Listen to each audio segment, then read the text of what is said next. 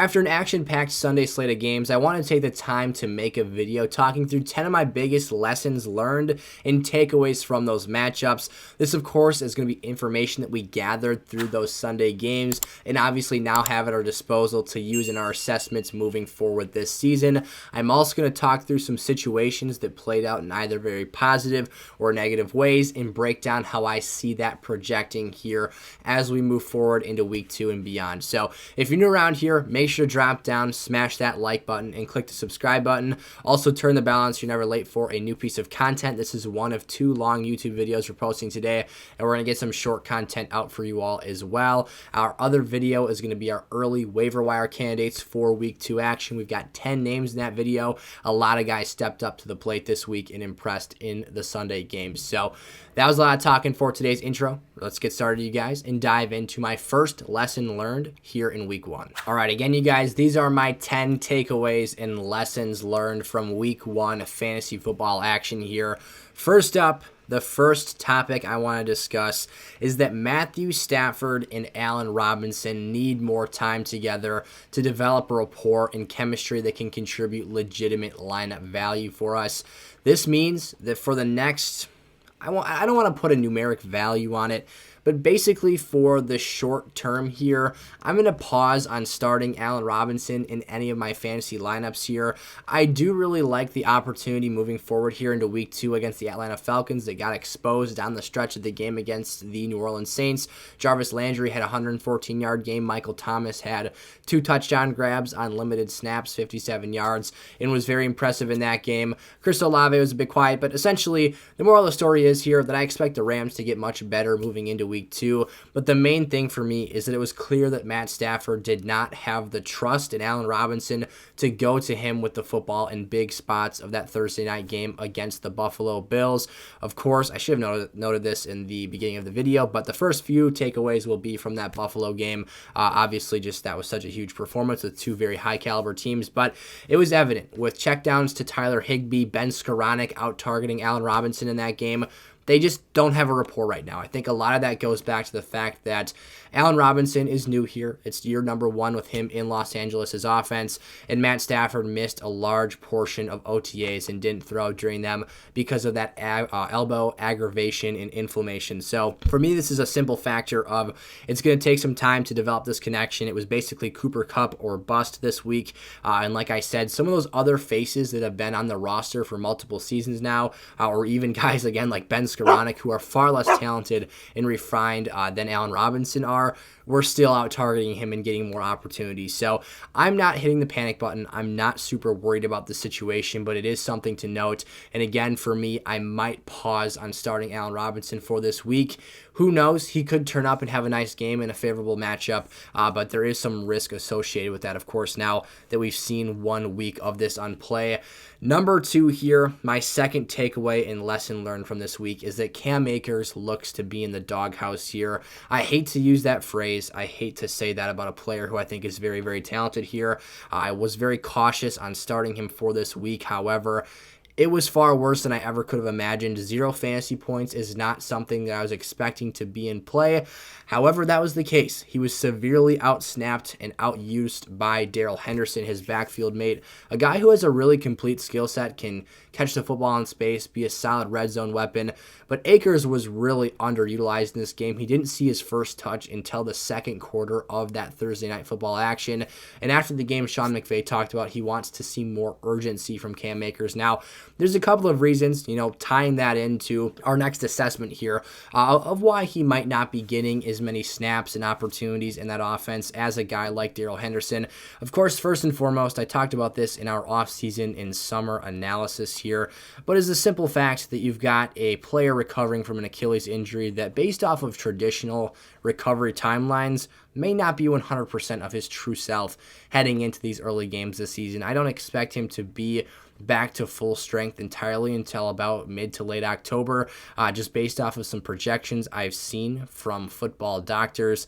At the end of the day, that may not be the case, though. He may be 100% fully healthy and ready to go, and he simply just hasn't shown enough to this Rams offensive staff at practice in order to get that job. So for now, Cam Akers is definitely sliding down the weekly running back rankings. It looks like Darrell Henderson is the running back to own today. I don't expect that to be the case the entire season. I think Cam Akers will regain part of this work share and opportunity load back. However, again, in the short term, it looks like Henderson is the running back to own. The third and final thing that I wanted to take away from that Thursday night matchup, so yes, it is 30% of today's video, but I thought it was very important stuff to talk about, is that immediately off the bat here, it looks as if the Gabriel Davis camp has won. He was very, very impressive. He flashed all the things we expected from a year 3 breakout receiver in that opening night contest, scoring the first touchdown of the NFL season, showing he can still get downfield and use that really big frame and speed to his advantage. He caught a deep pass late in that game, and it was very, very impressive in all phases of things. He is someone who I think definitely has a weekly ceiling that is very hard to match for a wide receiver 2 or flex level player in most lineups, and especially for a guy who I think is seeing his floor be elevated with increased target opportunities per week. He could potentially see himself posting monstrous games on a consistent basis here. So that's kind of our one main concern and worry with Gabe Davis, is how consistent can he be.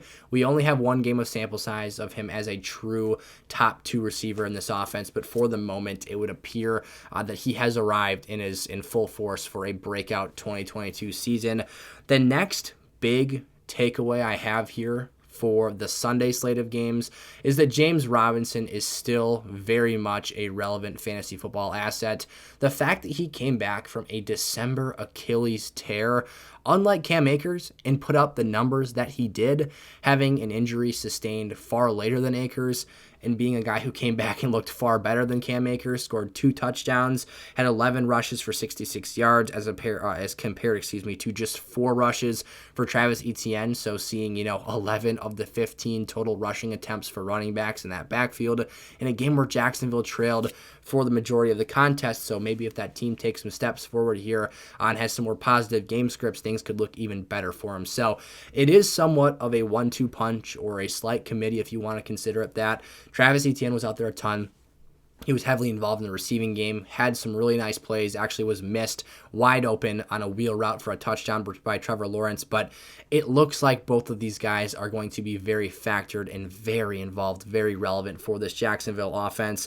I think the fact that he scored both a rushing and receiving touchdown is encouraging as well, because it shows, and one thing that we did notice, it was a 3-yard touchdown reception, so nothing crazy, not necessarily the same type of work that Travis Etienne is getting, but he is the clear goal line back for this team at this current point in time.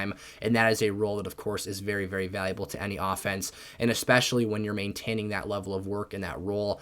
Again, in your first game back from a late season Achilles tear, that tells me a lot about how this Jags coaching staff views and would like to use Robinson on a weekly basis. The next thing I have here, this is number 5, is that Saquon Barkley is back. This is something that I did not think would happen week 1, but he was one of the best fantasy point producers this week. Had over 30 fantasy points and half PPR scoring, and was an absolute monster. He was literally everything that you expect to have out of a lead workhorse number 1 running back. Brian Daboll looks like he's done a lot of positive things for this offense. Danny Dimes even had a deep touchdown pass this week. He looks very, very good. That was to Sterling Shepard, of course, who also had a devastating Achilles injury. Lots of Achilles injuries being covered in today's takeaways. But moral of the story, Saquon Barkley here, 18 rushing attempts, 164 yards rushing. That is nuts. A rushing touchdown, a 2-point conversion as well, 6 receptions for 30 yards on top of that, so nearly a 200-yard from scrimmage performance and an upset win over the Titans. Again, a matchup where I didn't expect him to really take full force of this team. This is the number 1 seed in the AFC last year. Yes, they lost their first home playoff game to the Cincinnati Bengals, but a guy who averaged 5 yards per reception, 9.11 yards per rush, the efficiency, that breakaway speed, that electricity is so present, and you see it, and he looks confident. He was jacked and juiced in that game. He could be in for a massive year, especially if Brian Daboll is able to keep this offense clicking here through the entirety of the season. Again, it's a small sample size. It's just week 1, but we are seeing the right things that we've been waiting so long to see from Saquon Barkley. And if he hits on his draft stock this year, it is a wild, wild steal to get him where we were getting him at in the second and even the third rounds of our leagues when we were drafting him early in May and June of this fantasy draft season. So next up here, number 6, it's Trey Lance on the screen. You probably think I'm about to bash him or say something incredibly negative, but all I've got to say here is don't start fantasy players in crappy weather matchups. We saw this affect not only the rushing game, but obviously the receiving portion of this as well. Justin Fields and Trey Lance had their work cut out for them. Ultimately, it was the Chicago Bears winning a 19-10 slop fest in what had a bunch of sitting water resting on Soldier Field here. But I want to leave you with these two numbers here. The leading fantasy scorer for the 49ers was Deebo Samuel with 11 points, who was heavily factored in the short passing game and the ground game here, and Justin Fields with 12 points. So combined, you got 23 points total from both teams' top scorers combined. Very, very low output in such a disastrous game. Now, this was the, extreme of all extremes here. You've got a situation last year, like, the same type of wins in Orchard Park in Buffalo for the Patriots and the Buffalo Bills last year. You had, Mac Jones literally completing like 3 passes or attempting 3 passes, whatever the case was, and the Patriots ended up winning that game. So, moral of the story, production is very hard to come by in these types of weather games. Keep an eye on the weather forecasts for your fantasy players. Guys like Darnell Mooney, don't panic on him. He's playing in a freaking monsoon. He's not going to catch the ball that well. And that was something, that I failed to look at as closely as I should have because, at the end of the day, Mooney seemed like a safer bet. He's going to get more targets. We knew more of what he was as opposed to some of the other players that were being offered in, comparison to him. And then, late Saturday night, early Sunday morning here when I started to hear things about the Chicago weather, it's like, maybe you might not want to play him as much. So going forward here, keep an eye on those weather slates for your matchups. It plays a large factor into how games are able to go here, and especially with 2 young and inexperienced quarterbacks, you're not going to want to have those guys put into high-pressure situations there. Number 7 here. A very unexpected, but of course welcome outcome from this week. We learned that Cordarrelle Patterson may just have a second straight high-finishing fantasy football running back season. Damien Williams got injured early in this contest against the New Orleans Saints, and against what was once a very tough and stout Saints rushing defense, CPAT had himself one heck of a game. He rushed the ball 22 times for $120 and a touchdown. That's nearly 5.5 yards per carry, and he added on 3 receptions for 16 yards in a Marcus Mariota-led offense, which actually really impressed me until they kind of unraveled down the stretch of that game. But again, this is a tough Saints front, and if CPAT is going to be the lead back for this team, I have to have confidence in him. He's so versatile. He breaks tackles and pushes piles very, very well. Tyler Algier, one thing I will note, was an inactive scratch for this game, so potentially could be someone that's factored more into this offense down the stretch of the season. CPAT, from some, could be viewed as a sell-high candidate, but for me, he is such an offensive threat and weapon for this team. When he is healthy, he is absolutely someone that is deserving of a top 24 lineup spot. And we saw this week in a tough matchup, he was able to get the job done. Damien Harris here is the center point, basically, of our next analysis. I basically talked about this like it was a players list, but my 8th takeaway for this week's action was that Damien Harris remains the lead running back in New England for now. I will put asterisks around that for now situation, but it is something we're following very closely here. The emergence of Reemerged Stevenson in camp, obviously he did very good things last year, but especially the emergence of that hype heading into this season is something we heard a lot about over the course of the summer. But the snap shares from the first half of the Pats and Dolphins game are as follows. 46% of the snaps went to Damien Harris, so below 50%, not awesome, but doable in terms of having a running back 2 or maybe a flex in a standard league. Ty Montgomery, someone we actually need to talk about a little bit about here, had a 29% snap share and was second in that offense in the first half, and then Reemerged Stevenson was in for 25% of those plays as well, and I think that number will increase in more positive game scripts considering the fact that they were trailing Miami for the vast majority of this contest. So Basically, the point being here with Ty Montgomery, he looks like their third down back for now. He looks like the guy that's going to handle the majority of the third down passing work, the third and long distance scenarios where they're needing to pass the ball. But Damien Harris looks like that guy that's going to handle the early down work, and Reemerged Stevenson will be tagging along behind him. So the more positive game scripts, the less behind the sticks the Patriots get. I think the less we'll see Ty Montgomery, who did have a receiving touchdown, but all things to continue keeping your eye on here as we move forward this season. Moving along here to our ninth and second to last takeaway and lesson learned from week 1 action. I want to talk through A.J. Brown and the monstrous game that he had here in week 1 for the Philadelphia Eagles. We were expecting a big week for him. However, I did recommend him as, and I'll be transparent about this, I recommended him as a week 1 sell candidate. The reasoning for this, and we still saw some of these glaring concerns show their face here in week 1, but the important thing and the key for now, and the reason that I'm going to hold off on selling A.J. Brown in the leagues that I still have him in, is because of the fact that we saw ways in which he was able to overcome my concerns. Let's talk through those first concerns. Jalen Hurts was my main reason as a passer for why I had doubts about A.J. Brown. What I will note is that Jalen Hurts completed just 56% of his passes this week. He was 18 of 32 at a point in time in the game. He started out 0 for 5 in this contest. He was 12 of 24 at one point, so 50% passing at one time in this contest as well. And again, finished 56%. So that shows you he started off pretty rough, but he was able to make some improvements and get a bit more consistent as the game played out. Of course, though, they did hang 38 points on the scoreboard. That is very, very impressive. We're not taking that away from them here. But again, accuracy of passing and consistency of passing were my biggest reasons for concern with A.J. Brown. The third thing that concerned me going into this season about A.J. Brown was volume. Volume was not a problem for A.J. Brown this week. And that, for me, is the main and most important thing in order for him to overcome this situation throughout the season. He saw 13 targets this week. That will do it. That will get the job done here, despite the fact that they're not Tom Brady or Aaron Rodgers or Patrick Mahomes, Justin Herbert level targets. They are still 13 targets, well above the double-digit marker, and he was a guy that was clearly, without a question of a doubt, the alpha wide receiver one in this offense, and that's an awesome thing to see. I thought he was dang impressive.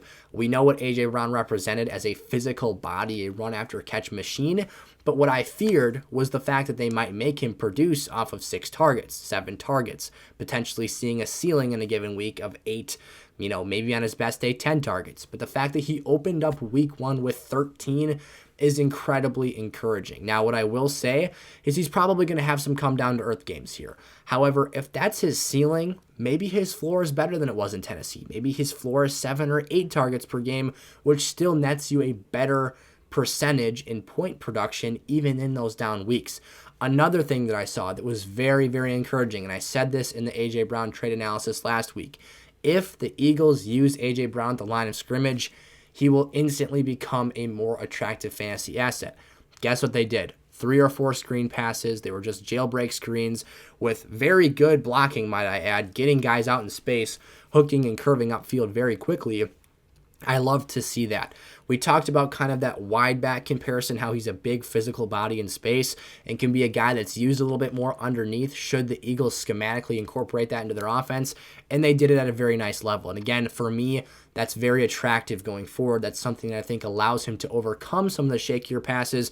For example, there was a play when A.J. Brown literally clubbed the corner off the line of scrimmage, totally knocked him off his block, was wide open downfield, and probably could have ran the ball to the house, and Jalen Hurts throws the ball like at his total backside, and he has to come back, fall down to catch the ball, and what would have ended up being a one-on-one matchup with a safety for a touchdown turns into the safety just kind of patting him down and down for contact. So there was a few instances where Jalen Hurts delivered pretty poor footballs that A.J. Brown was able to corral and catch here. There were also other times on play action, particularly across the middle of the field, running some 12, 15-yard dig routes, that Jalen Hurts put a ball right on the money, put it right on the button, and it looked awesome. So the moral of the story is, for now, I'm feeling pretty positive about A.J. Brown. I have definitely come around to the side of being optimistic about him moving forward here. This was a matchup on paper I really liked for this week. The one critical thing here, is that he had 9 targets in the first half, 13 total for the game. But I'm not knocking him for that per se. They were front running. He had 4 targets in the second half. That's fine. They were up, and Detroit kind of got back into things late. The thing I wanted to mention is that the other players, no one else had more than 4 targets in that first half. So A.J. Brown's target share of this offense was over 50% of the value of the team's total. We'll see if that maintains constant here. I think that, the realistic expectation is that things come down to earth here a little bit. What I did want to calculate, and I'm doing this live right now, is the target share percentage. It's not sustainable. Let's just say that. Of the 32 passes that Jalen Hurts threw this week, 13 of them went to A.J. Brown. That's a 40.6% target share. He's going to have a little bit of a come down to earth situation here where they can't throw you realistically, not logistically. You realistically can't throw a player 40% of your offensive passing workload on a consistent basis week over week. So I would love to see, and I think it's very possible that he could see 30% of this team's target share. We've seen guys, of the utmost elite level like Devontae Adams do that in years past. If teams aren't able to corral and cover A.J. Brown in single coverage or even with some safety help at times, he can get those numbers. And if Philadelphia is continually willing to use him in the underneath screen game, it's going to be a beautiful match this season.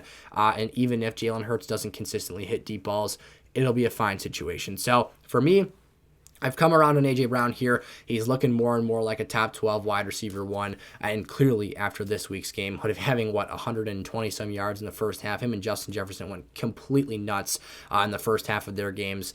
I'm expecting some nice things from Brown this season here. And again, I'm not totally all in on him, but I am feeling a lot more optimistic moving forward here. And the 10th and final thing, yes, that was last thing from A.J. Brown here. We'll toggle back for 1 second, is that Smith and Goddard both had 4 targets each in the first half.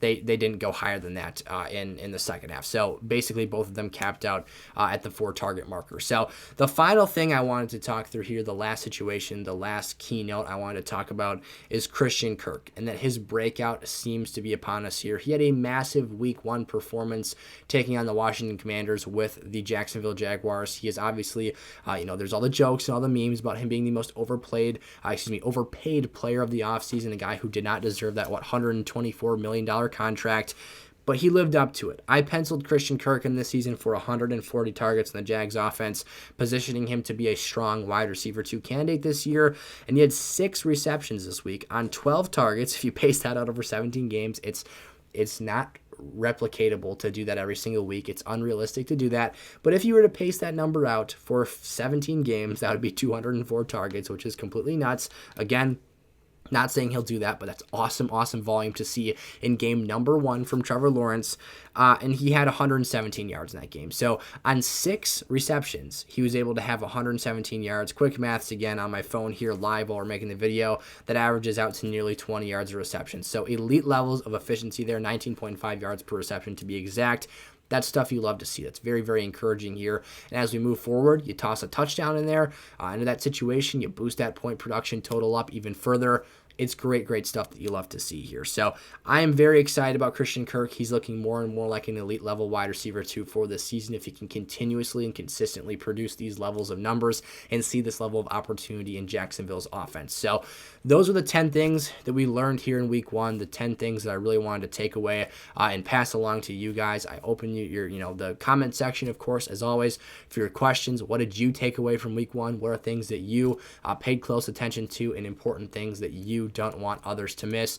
Again, let me know that stuff down in the comment section below, including your week 2 questions. I'm here to be an open, service to help you guys out for this week and get you all the advice, the content, the information that you need here. So again, if you haven't done so already, you need to smash that subscribe button and turn the bell on so you're never late for an episode. I'm posting multiple fantasy videos here every single day of the week, including some short content on our TikTok, YouTube Shorts, and our Instagram account as well. So go check all that stuff out. Follow me on Twitter as well. A bunch of plugs here at the end of the video, but we had a great time talking through this stuff here late on a Sunday night, leading you guys into Monday morning. Some bad and breaking news here that happened a few minutes before I sat down to record this video is that Dak Prescott is going to be out for a few weeks here, requiring hand surgery after he got kind of bent backwards on a few passing attempts. Shaq Barrett hit his hand on the release of the football, so it looks like the Cowboys are going to be rolling for a couple weeks Dak Prescott-less, which is very, very bad news. The Bucs really ran the Cowboys down 19-3